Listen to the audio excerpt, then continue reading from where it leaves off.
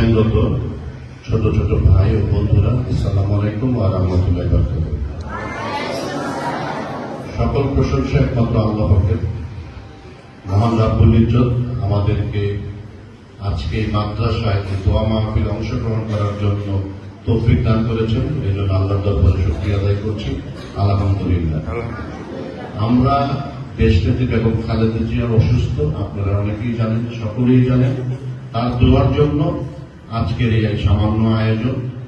এই আয়োজনটা আমরা আমাদের দলীয় নেতা কর্মীরা করতে পারতাম, কিন্তু আমরা চিন্তা করেছি যে কোরআনে হাফেজ মাদ্রাসার ছোট ছোট বন্ধুদেরকে নিয়ে আমরা যদি এই আয়োজনটি করি, তাহলে নিশ্চয়ই আল্লাহ পাক তাদের উসিলায় দেশনেত্রী বেগম খালেদা জিয়াকে পরিপূর্ণ সুস্থতা দান করবে।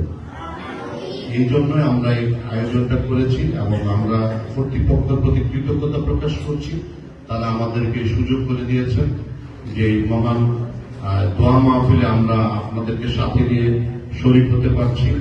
আল্লাহ পাক কার উসিলায় ক্ষমা করে দিবে এটা আল্লাহ পাকই জানেন। এখানে অনেক বাচ্চারা রয়েছে, নিশ্চয়ই এই ফেরেশতাদের দোয়া আল্লাহ কবুল করবেন। তাদের উসিলায় হয়তো আমরাও নাজাত পেয়ে যেতে পারি। আমরা চেষ্টা করি যে ইসলামী মূল্যকে সম্মান দিয়ে চলার জন্য। বিএনপি এমন একটি দল যারা সবসময় ইসলামের সাথে ছিল, হকের পাশে ছিল। আমরা আশা করি আপনারা আগামীতে যদি আমরা সরকার নির্বাচিত হতে পারি, আমরা কোরআন এবং সুন্নাহর আলোকে, ইসলামের আলোকে এই দেশটি পরিচালিত হবে। আমরা আপনাদের কাছে দোয়া চাই। আপনারা সকলে জানেন যে নবগঠিত 6 আসনটি হয়েছে, সেই আসন নিয়ে মামলা চলছে। তা আমরা সেই মামলার রায়ের জন্য আপনাদের সকলের কাছে দোয়া চাই যে আল্লাহ পাকের ফয়সালা আমাদের গাজীপুর 6 আসনের জন্য হয়।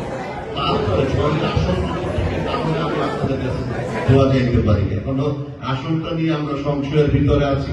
তারপর আমি দোয়া চাই, আমি আপনাদের পাশে থাকতে চাই, আপনাদের সাথে থাকতে চাই। এবং আমাদের বিএনপির ভারপ্রাপ্ত চেয়ারম্যান জনাব তারেক রহমানের জন্য আমরা দোয়া চাচ্ছি। তাকেও যেন আল্লাহ পাক সুস্থ করে আমাদের মাঝে ফিরিয়ে নিয়ে আসেন, এই দেশে তার স্বদেশ ভূমিতে যেন তিনি চলে আসতে পারেন, এর জন্য দোয়া চাই। আমি আর কথা বাড়াচ্ছি না। আপনারা সকলে ভালো থাকবেন, সুস্থ থাকবেন। আপনাদের দীর্ঘ সুস্বাস্থ্য কামনা করে আমি আমার সংক্ষিপ্ত আলোচনা এখানে শেষ করছি। আসসালামু আলাইকুম ওয়া রাহমাতুল্লাহি ওয়া বারাকাতুহু।